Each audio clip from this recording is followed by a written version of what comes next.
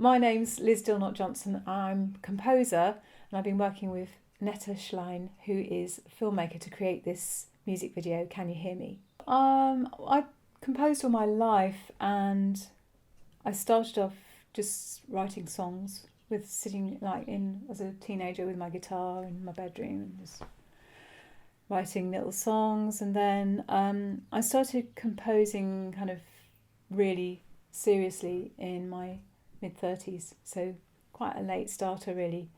But I write for everything, kind of classical. That's my background. I've got a classical background.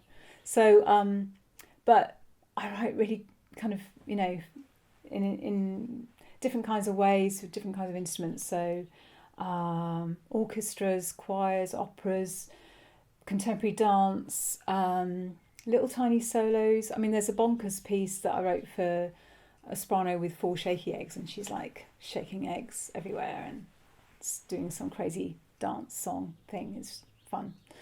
And I love working with text a lot. I get a lot out of reading text and kind of telling that story, trying to tell that story somehow, getting people to kind of listen to the words. That's really important to me. I was invited to expand on an idea. I'd written a piece called Gentle Flame, and it made the conductor think of the candlelight procession that took place just before the Berlin Wall fell, where a famous conductor, Kurt Masur, took a stand. He decided that he was going to help the people in the peaceful procession, but at danger of his life, because the Stasi were armed and he didn't know whether he might be shot. But basically he decided to make a stand. And so I wanted to find a contemporary parallel with the Kurt Masur story, which happened in the 1980s. And immediately thought of Greta Thunberg as somebody who has done an equally brave stance, taken an equally brave stance, and has been fighting and putting herself up there, to be attacked or vilified, and disregarding all of the dangers and just telling the truth of how she sees it, of what needs to happen. And so that's really how this part of the music happened. There's actually a lot more music as well that goes alongside it. So this is just one little bit of the music that I wrote. And these are the words of Greta Thunberg, which I researched. I wanted to use her words. And so the words that you hear in the video are all the words of Greta Thunberg. And she, it starts off with the choir. There's a choir and there's a violinist, and then there's a solo singer as well. The choir are whispering words behind the violin solo, and they're whispering the words, "I only speak when I think it is necessary."